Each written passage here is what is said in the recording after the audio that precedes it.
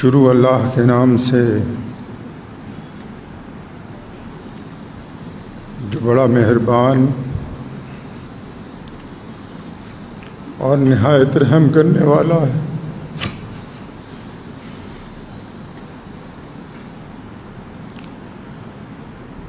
دروشی پڑھیں تمام حضرات۔ اللہم صلی علی محمد وعلی آل محمد کما صلیت علی ابراہیم وعلی آل ابراہیم انک حمید مجید۔ اللہم بارک علی محمد وعلی آل محمد کما بارکت علی ابراہیم وعلی آل ابراہیم انک حمید مجید۔ ناموس محمد عربی پر صلی اللہ ناموس محمد عربی پر ہم جان نچھاور کر دیں گے، گر وقت نے ہم سے خوں مانگا ہم وقت کا دامن بھر دیں گے۔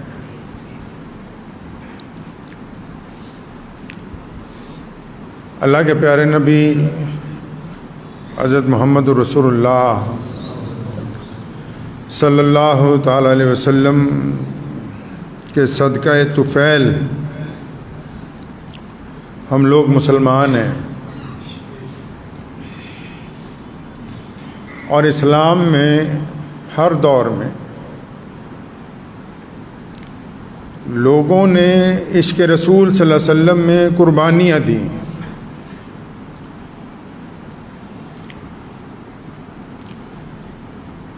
کسی نے کہا ہے نا کہ جناد عشق صادق ہے او قد فریاد کر دے ہن۔ جناد عشق صادق ہے او قد فریاد کر دے ہن، لباں تے مہر خاموشی ہے دلاں چ یاد کر دے۔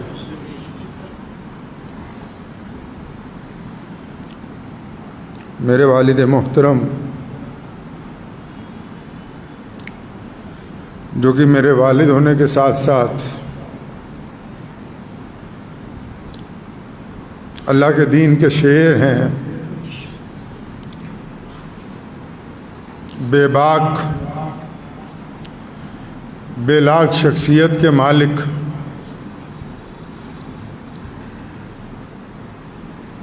اور عشق رسول اور اسلام میں پوری طاقت کے ساتھ چلنے کے ساتھ زندگی میں کبھی کسی کے ساتھ اس کے مذہب کی بنیاد پر کہ فلاں آدمی میرے مذہب کا نہیں ہے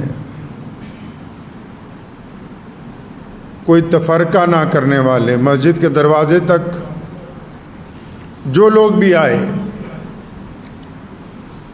بنا ان کا رنگ، ان کی نسل، ان کا مذہب دیکھے ہوئے، اس نیت کے ساتھ کہ ہمارے پیارے نبی حضرت محمد رسول اللہ صلی اللہ علیہ وسلم نے ہمیں انسانیت کی تحفظ کے لیے، انسانیت کی فلاح و بہبود کے لیے بھیجا ہے، اس کام کو لگے رہے۔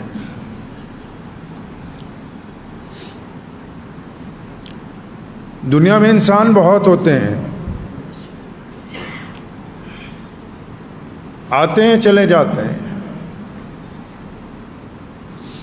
لیکن کچھ لوگ زندگی ایسے گزارتے ہیں کہ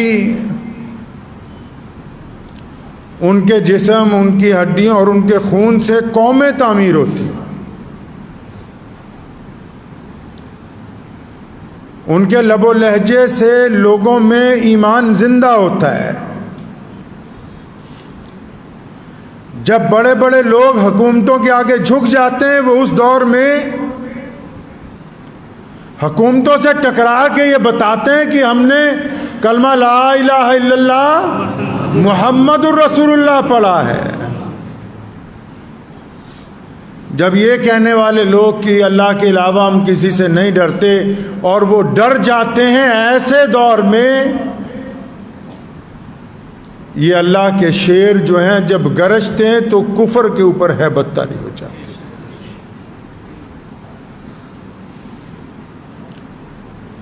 بہت تقریریں کی زندگی میں نے، لیکن اپنے باپ جیسی ایک بھی نہیں کی۔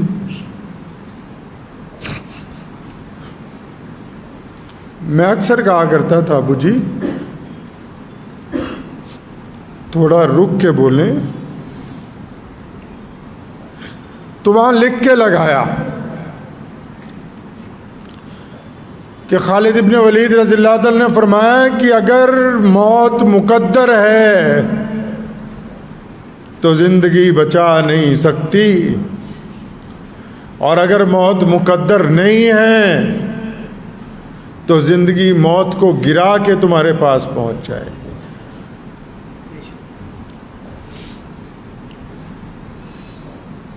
پچھلے چند سالوں میں جب اچھے اچھے لوگ خاموش ہو گئے، بڑے بڑے چینلوں نے ان کے خلاف خبریں چلائیں کہ دیکھو پنجاب کا شاہی امام، تو میں نے کہا کہ یہ آپ نے جو گفتگو کی ہے، فرمایا یہ رسول اللہ کا حکم ہے کہ سچ بولو، حق کے اوپر قائم رہو. غریب کی مدد کے لیے اگر امیر کی ناراضگی لینی ہو تو لو، مظلوم کی مدد کے لیے اگر کسی چودھری کے ساتھ ٹکرانا ہو تو ٹکراؤ. دین اسلام کے تحفظ کے لیے ہمیں کہا کرتے تھے کہ اسلام اور مسلمانوں کے تحفظ کے لیے کبھی یہ نہیں سوچنا کہ فلاں افسر ناراض ہو جائے گا، فلاں حکومت ناراض ہو جائے گی. کہیں کہ جب تک اللہ پہ یقین رکھ کے اپنی قوم کے لیے کھڑے رہو گے، دنیا کی کوئی طاقت تمہیں گرانے والی نہیں. رات ہم لوگ ساتھ تھے جب ان کا انتقال ہوا. بہت دیر کلمہ شریف کا ورد کرتے رہے، درود شریف پڑھتے رہے. ہوش آتی تھی تو میری والدہ کو کہتے تھے وضو کراؤ نماز پڑھ لیں.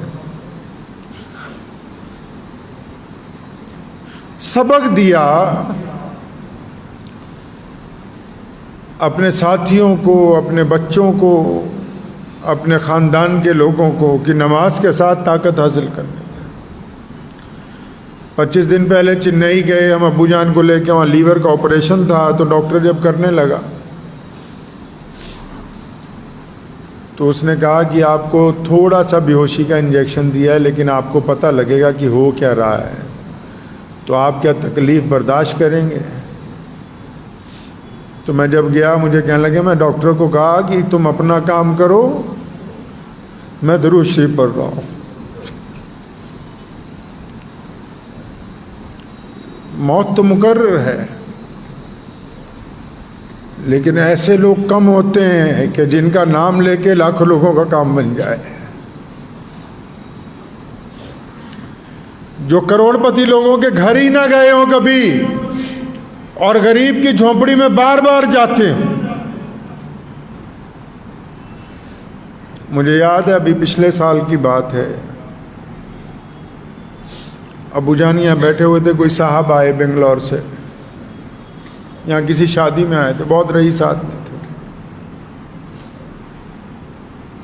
تو ابو سے ملنے کے بعد جب واپس جانے لگے پھر لوٹ کے آئے. باپ بیٹا بیٹھ گئے، کہنے لگے حضرت میں یہ چاہتا ہوں کہ آپ کے بچے، آپ کی بیوی ہماری طرف سے عمرے پہ جائیں.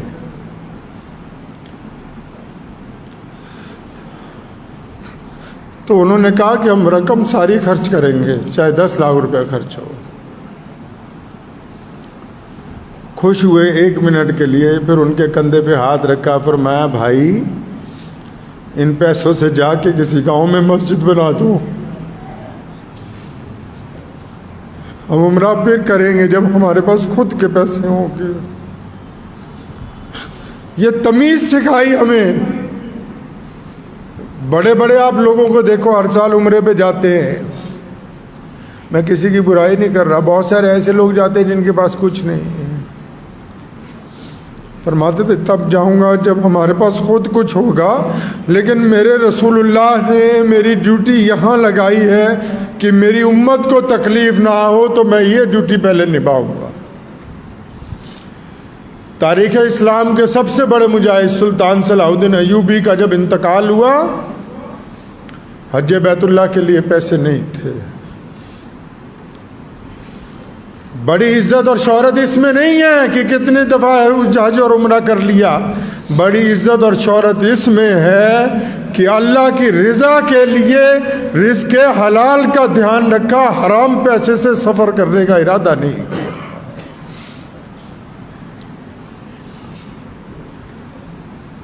مجھے احساس ہے کہ وہ میرے والد کا نہیں انتقال ہوا، پورے پنجاب کے لاکھوں مسلمانوں کے سرپرست کا انتقال ہوا ہے۔ ابھی کی بات ہے، 2-4 دن پہلے کسی شہر میں کوئی پنگا چھوٹا سا پڑا مسلمانوں کا، مجھے کہا جا وہاں جا کے اچھی طرح جو فرقہ پرست ہیں ان کا رگڑا لگا کے آ۔ میں کہا ٹھیک ہے جی، آپ ٹھیک ہو جائیں، میں جاتا ہوں۔ اور ایمان اللہ نے ایسا عطا فرمایا، 2-4 باتیں آپ کو اس لیے بتا رہا ہوں کہ ساری زندگی جس آدمی نے آپ کی خدمت کی ہے، ابھی 2 مہینے قبل یہاں اپنی جگہ پہ بیٹھے ہو، مجھے بلایا اطمینان کے ساتھ، پنجابی کیا فرمایا اللہ دے نبی صلی اللہ علیہ وسلم نے کوئی سنیہا بھیجنا ہے، کوئی پیغام بھیجنا ہے رسول اللہ کو، تو میری آنکھوں میں آنسو آئے۔ فرمایا میں جا رہا ہوں اور مرنے کے بعد رسول اللہ کی زیارت ہونی ہے، کوئی پیغام بھیجنا ہے تو بتاؤ، میں جا کے کہہ دوں گا جو ضرورت ہے تمہاری۔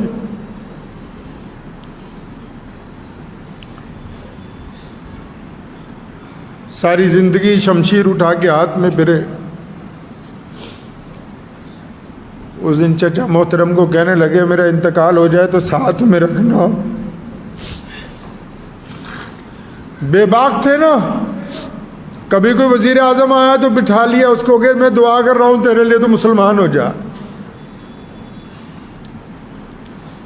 کبھی کوئی چودھری آ کے اکڑ گیا، کوئی بڑے سے بڑا افسر اکڑ گیا، اس سے ٹکرا گئے کہ نہیں تم غلط کہتے ہو۔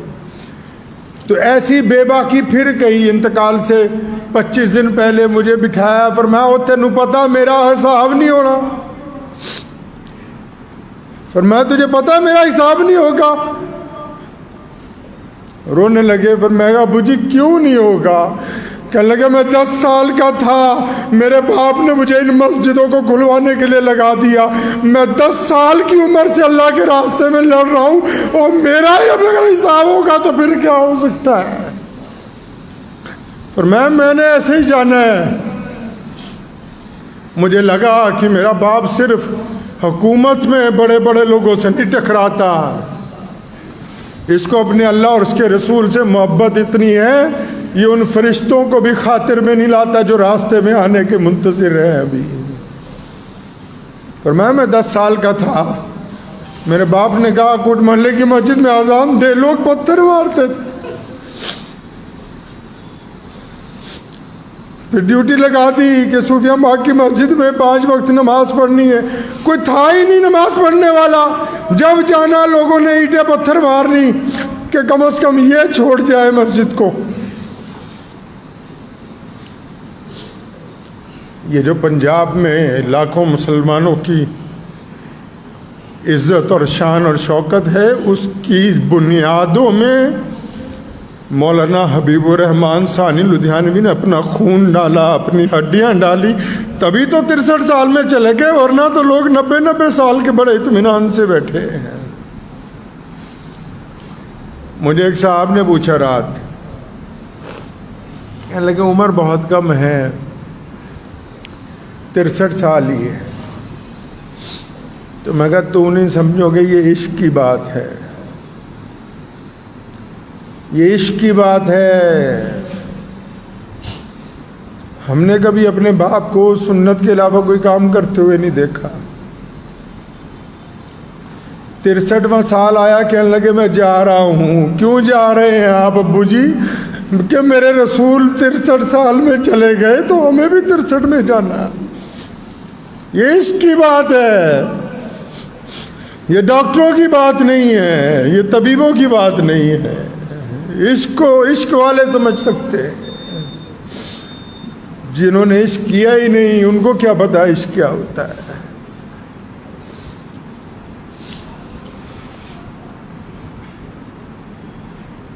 اپنے والد محترم کے انتقال کے فوراً بعد 30 سال کی عمر میں ہی ذمہ داری مل گئی. لوگ دیکھتے تھے، لوگ سمجھتے تھے بہت لمبی عمر کے ہیں، لیکن اس طرح اس خوش اسلوبی کے ساتھ زندگی گزاری کہ ہمیں بھی سکھایا. لاکھوں لوگ آتے ہیں، ہزاروں لوگ پیسے لے کے کہ حضرت اتنے پیسے لے لو، فلاں افسر کو بس ایک فون کرنا ہے کام ہو جائے گا. فرمایا حرام کا پیسہ میں اپنی اولاد کے حلق سے نیچے نہیں اتاروں. دولت کا کیا ہے؟ دولت کبھی بھی کمائی جا سکتی ہے، عزت نہیں کما سکتے. اور عزت بھی کون سی؟ جو اللہ اور اس کے رسول صلی اللہ علیہ وسلم والی، جس نے لاکھوں لوگوں کے دلوں میں جذبہ پیدا کیا، پورے ملک میں گھوم گئے. اکیلا پنجاب نے کوئی صوبہ نہیں چھوڑا جہاں نہیں گئے، تلوار اٹھائی چل پڑے. یہ کس لیے جا رہے ہیں؟ فرمایا میں چاہتا ہوں یہ کم از کم ان کا ضمیر زندہ رہے، ضمیر نہ مردہ.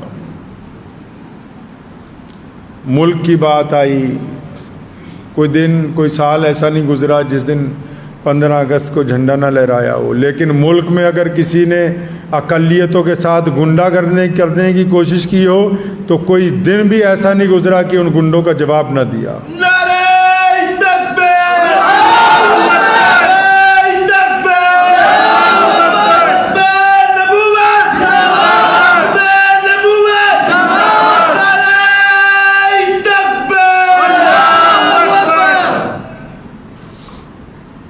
تحریک ختم نبوت میرے پردادا کے دادا نے شروع کی. والد محترم کا دور آیا، اتنی تیز چلائی کہ دشمن کہنے لگا کہ موقع مل جائے تو سب سے پہلے انہیں ختم کیا جائے، تاکہ اس بندے نے ہماری ساری تحریک تباہ کر دی. اور اتنا کچھ کرنے کے بعد ہم لوگ ایک مدت تک اسیری کی زندگی گزارتے رہے جیل میں. مسجدیں بنوائیں، وہاں سحری افطاری کے پروگرام چلائے، کئی 100 مسجدیں خالی کروائیں، کئی 100 نئی بنوائیں. مجھے کہا کرتے تھے بیٹا ہمارا کام پودا لگانا ہے، مسجد بناؤ، گاؤں والوں کو دو، بس آ جاؤ، کبھی یہ نہیں پوچھنے جانا صدر کون ہے سیکٹری کون ہے، ہمارا کام پودا لگانا ہے. بے انتہا بچوں کو کہ تم پڑھ لو، ان پہ رقم خرچ کی. مانگنے والے بار بار آتے ہیں، اب بھی آتے ہیں، اللہ ان کو آتا رکھے. کئی لوگ جھوٹ بول کے آتے ہیں. فرمایا جو بھی آ رہا ہے، چاہے جھوٹ بول کے آ رہا ہے، سچ بول کے آ رہا ہے. قریب میں بیٹھے ہوئے کسی ساتھی نے کہہ دینا کہ حضرت جھوٹ بول رہا ہے. فرمایا چاہے جھوٹ بول رہا ہے، سچ بول رہا ہے، جو رسول اللہ کی مسجد تک آ گیا ہماری ذمہ داری ہے کہ خالی نہ جائے. وہ ہم کون ہوتے ہیں دوسرے کا حساب لینے والے کہ وہ سچ بول رہا ہے کہ جھوٹ بول رہا ہے. میں پورا ملک گھوما ہوں ختم نبوت کی تحریک میں، پورا پنجاب گھوما ہوں. جاتا تھا تو مستقیم بھائی بیٹھے ہوئے ہم لوگ، ہمیں پتہ تھا کہ پیچھے ہمارے ایک بہت بڑی طاقت موجود ہے، جہاں مرضی اٹھے چل پڑے، بس جس سے دل چاہ ٹکرا گئے. خدا کی قسم ایسے ایسے گنڈوں کو سرنگو کیا کہ لوگ اندازہ نہیں لگا سکتے، بس اسی لیے کہ پیچھے ہمارا باپ بیٹھا ہوا ہے.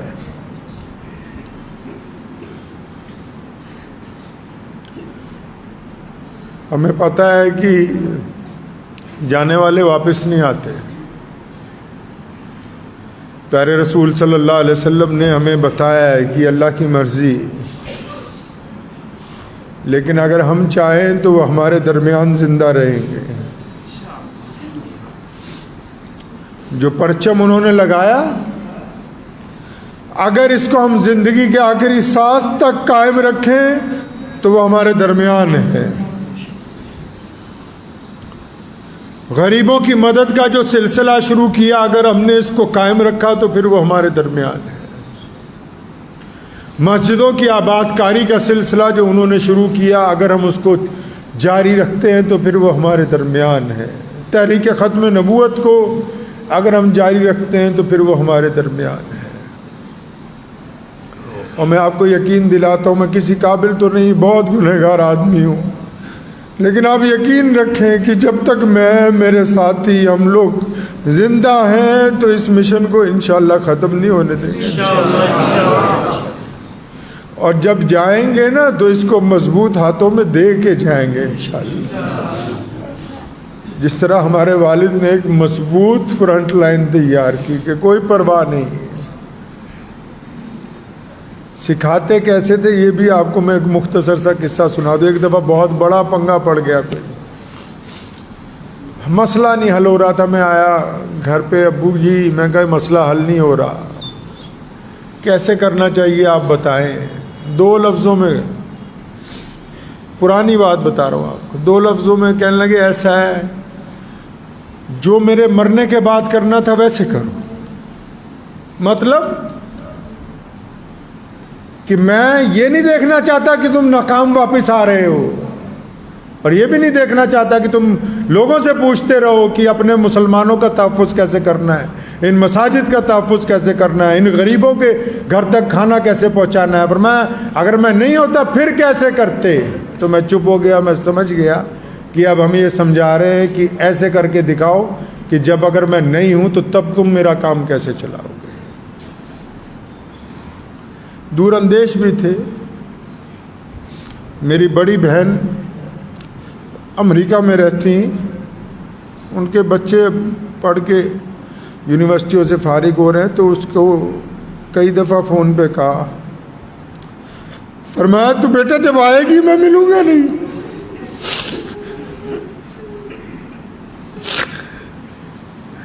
تو یہ اس سال بھی پھر، تو ابھی جب زیادہ بیمار ہوئے تو ان کا فون روز آتا ہے میری ہمشیرہ کا. تو میں نے کہا باجی آپ جلدی آئیں، آپ سے ابو ملنا چاہتے ہیں. تو اس نے 7 تاریخ کی سیٹ بک کرائی. سنیے بڑوں کے لفظ کیسے ہوتے ہیں. آج 10 تاریخ ہے. 7 تاریخ کی سیٹ بک کرائی شکاگو سے دلی کے لیے، اور مجھے 8 کو اسے لینے جانا تھا. تو وہ 7 کو جب ایئرپورٹ پہنچی تو ایئرپورٹ والوں نے کہا کرونا ٹیسٹ کرایا. اس نے کہا ہاں جی کرایا ہے. تو انہوں نے کمپیوٹر میں چیک کیا تو کہ اس میں نہیں آ رہا. جس لیبارٹری سے کروا کے آئے اس نے کمپیوٹر میں چڑھانا بھول گیا. وہ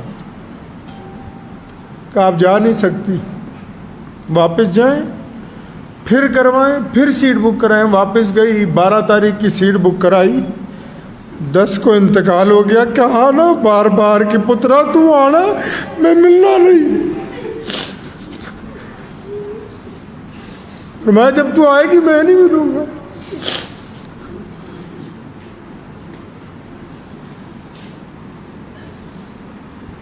اکثر ہمیں سمجھاتے رہتے تھے کہ جب کوئی مانگنے والا آ جائے ڈانٹنا نہیں اس کو. پر میں وہ اللہ سے مانگنے آ رہا ہے، ہمیں تو اللہ نے ویسے ہی بیچ میں پھنسا رکھا ہے، عزت دے رکھی ہے کہ جاؤ جا کے ان سے لے لو. بعض اوقات ہم نہیں ہوتے تھے، کہیں سفر پہ چلے گئے، کوئی غریب مسلمان آ گیا، کوئی کام پڑ گیا تو خود ہی اٹھا کے سیدھا ہی تانے دار کو فون کرتے ہیں. بعض افسران پریشان ہو جاتے، بھائی شاہی امام صاحب کا سیدھا فون آیا، کیا بات ہو گئی. کتنے غیر مسلم دوستوں کو فون کر کے ان کی خیریت پوچھنی. کھانا کھانے بیٹھتے تھے، خود بعد میں کھلاتے، اپنے ماتحت جو ساتھ میں باہر جاتے سیکورٹی والے کی پہلے ان کو کھلاؤ.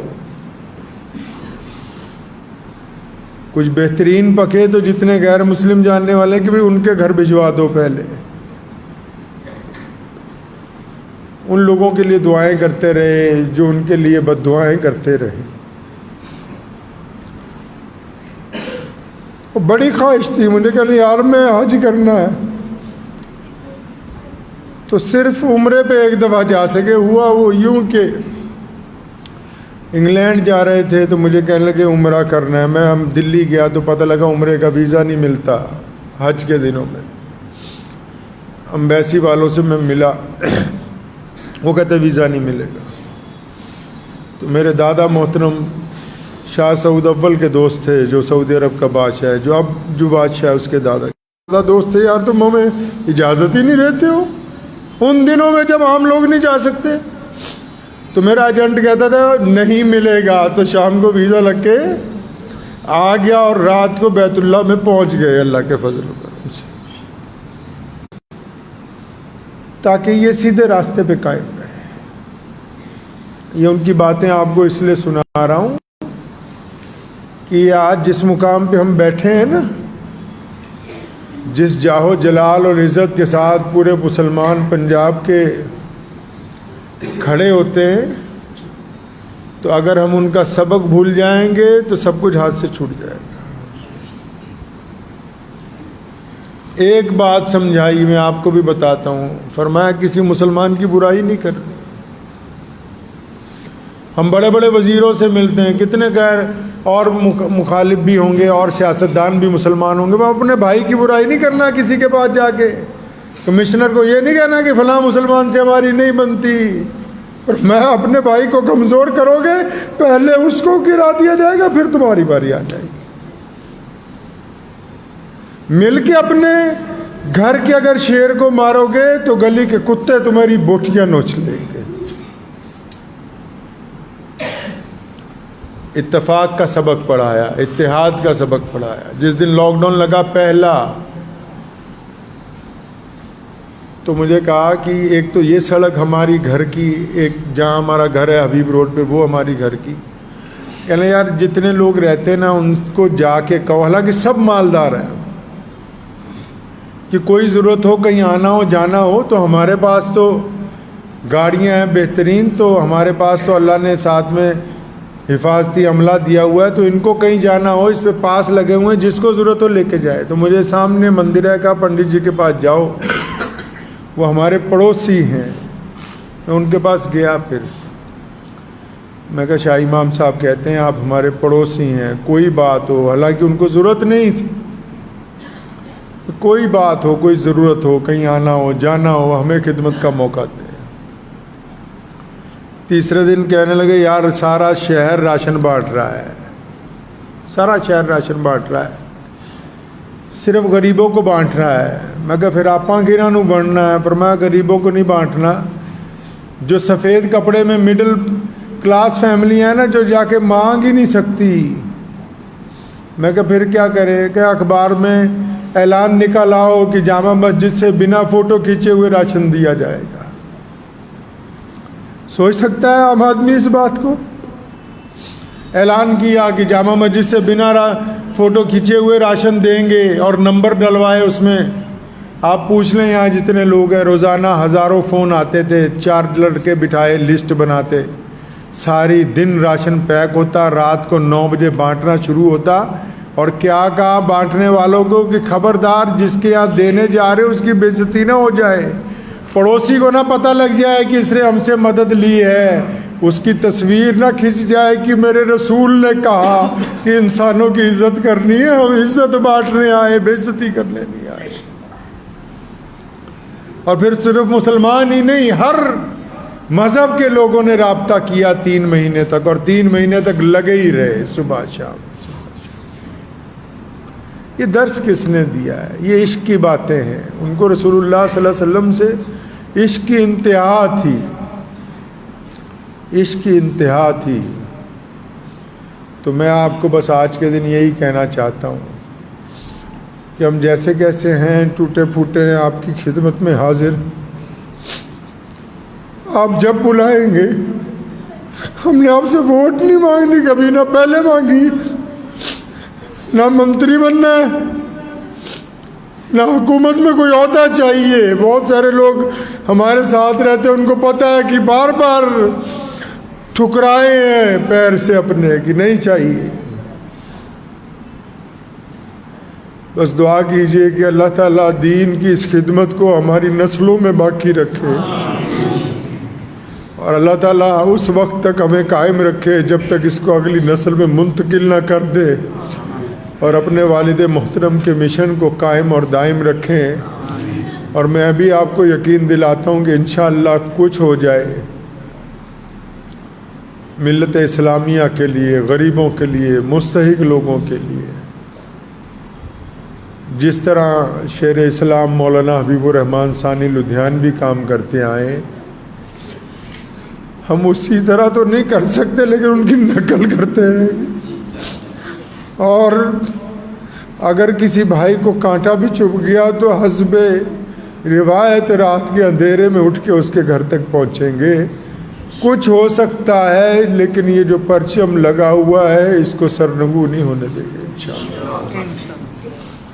وقت بھی ہو گیا ہے، ضروری اعلان یہ ہے کہ ابو جان کی نماز جنازہ 8 بجے ہوگی یہیں پہ باہر۔ 8 بجے اس لیے رکھی ہے کہ جمعہ کا دن تھا، تمام مسجدوں میں جمعہ ہونا تھا، پہلے ارادہ تھا ظہر میں کریں گے، تو تمام حضرات 8 بجے انشاءاللہ تعالی آ جائیں اور تدفین یہیں پہ ان کے والد محترم کے ساتھ مسجد کے احاطے میں ہوگی۔ ان کو خراج عقیدت تو یہی ہے بس۔